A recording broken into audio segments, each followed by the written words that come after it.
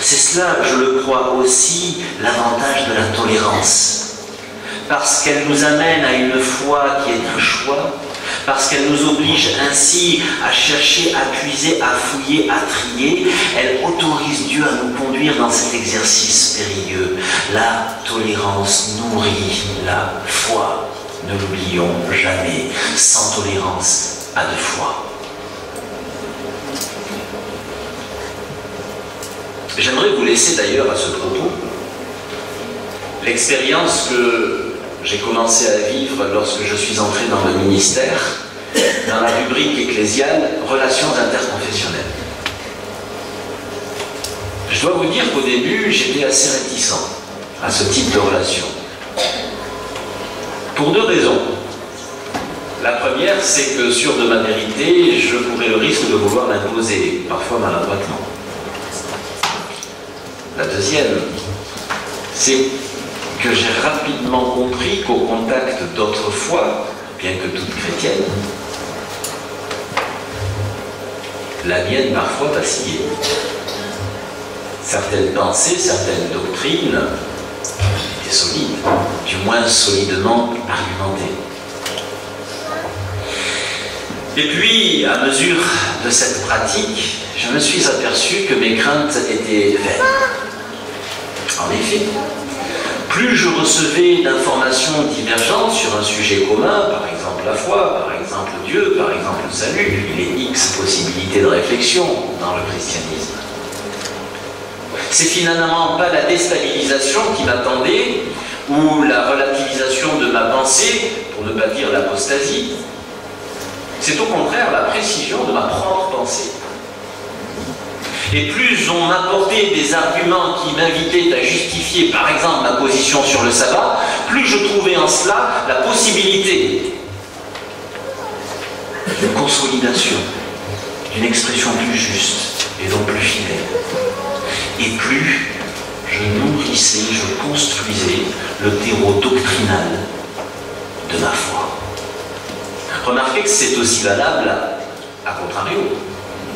Je me souviendrai toujours, alors que j'étais en poste à l'église du Mans, de cette remarque anecdotique du pasteur baptiste Pierre Demareuil à cette époque, dans cette ville. Nous avions réfléchi avec lui et les autres collègues de la ville sur la question du sabbat dans la Bible. Et j'avais eu la possibilité de proposer les arguments adventistes. Et ce pasteur de dire, mais finalement, c'est pas si légaliste que ça, le sabbat. La tolérance conduit à la foi, permet à la foi de se développer, de devenir véritablement ce qu'elle doit être. Il est également important que la foi soit une incertitude, comprenez, un questionnement, un choix. Quand on réfléchit au rapport que la foi doit entretenir avec la notion d'humilité, s'il est un certain nombre de caractéristiques que doit revêtir le chrétien, celle de l'humanité n'est pas à placer au dernier rang.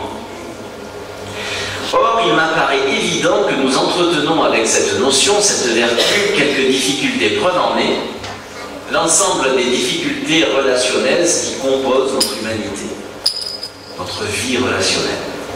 Je crois que si nous arrivions à injecter un peu d'humilité dans chacune de ces problématiques, en grande partie, elles s'effaceraient. Vous savez, il faut être humble pour arriver face à l'étendue des propositions existentielles, pour trouver son chemin.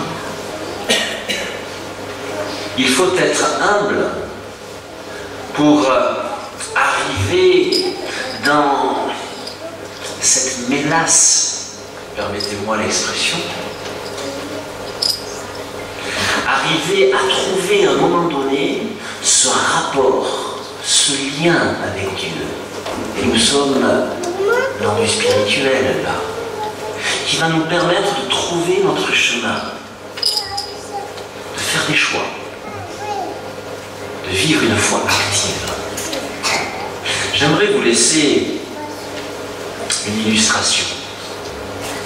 Vous vous souvenez d'il y a quelques années, une publicité, il me semble qu'elle vantait les mérites d'une compagnie d'assurance. Et vous aviez un cargo qui tentait d'entrer dans un port. Mais la mer était ce jour-là déchaînée. Et on voyait à un moment donné le capitaine de ce bateau qui laissait la barre à un vieux loup de mer.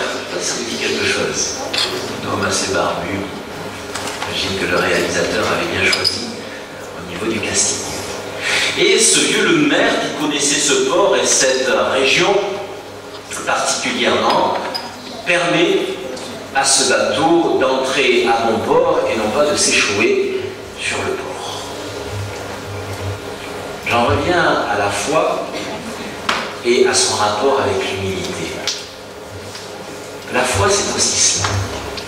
Et c'est dans ce sens-là qu'elle est incertaine, qu'elle est fragile. C'est reconnaître que nous n'y connaissons rien. Qu'il serait très difficile, en utilisant nos propres moyens, nos propres ressorts, notre intellect particulièrement, de pouvoir à nous seuls dessiner un chemin correct. Il faut avouer que nous en sommes bien incapables. Et dès lors que cet aveu a été confessé, eh bien on laisse, nous, capitaines de nos grands navires, la place à ce Dieu de mer qu'est le Christ. Et par ce partenariat étroit, subtil qui s'établit entre lui et nous, nous trouvons un chemin spécifié, un chemin particulier, un chemin de foi. Voilà pourquoi la foi doit être une certitude permanente. Et donc, un questionnement constant. Si nous nous risquons à une aventure personnelle dans le domaine de la foi, reconnaissons que cette mer est beaucoup trop profonde, beaucoup trop houleuse. Reconnaissons que nous courons le risque de l'obscurantisme, de l'extrémisme, du rigorisme, du fanatisme, du légalisme ou du libéralisme. Nous échouerons à coup sûr. Nous heurterons ces récifs à coup sûr. Si nous ne sommes pas capables non seulement de tolérance, mais d'ajouter à cela l'humilité nécessaire à la pratique d'une foi authentique et utile. D'ailleurs, si on en revient maintenant au deuxième texte proposé ce matin, c'est exactement cette logique. Reprenons-le.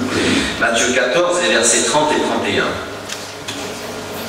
Je lirai à partir du verset 25.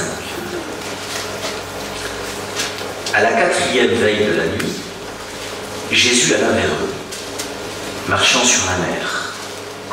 Quand les disciples le virent marcher sur la mer, ils furent troublés et dirent « C'est un fantôme !» Et dans leur frayeur, ils poussèrent des cris. Jésus leur dit aussitôt « Rassurez-vous, c'est moi, n'ayez pas peur !» Pierre lui répondit « Seigneur, si c'est toi, ordonne que j'aille vers toi sur les eaux. » Et il y vient. Pierre sortit de la barque et marcha sur les eaux pour aller vers Jésus, mais voyant que le vent était fort, il eut peur. Et comme il commençait à enfoncer, il s'écria « Seigneur, sauve-moi !»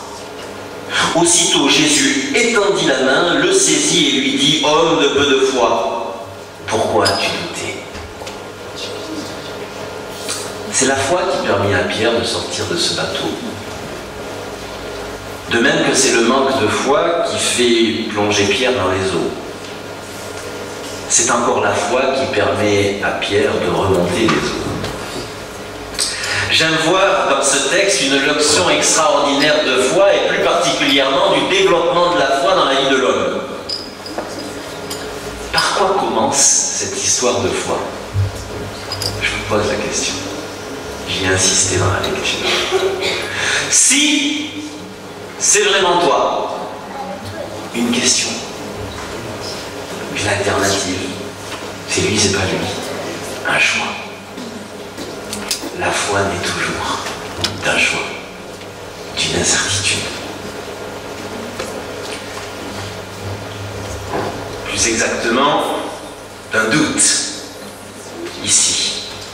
Au début, cette foi-là est fougueuse, téméraire.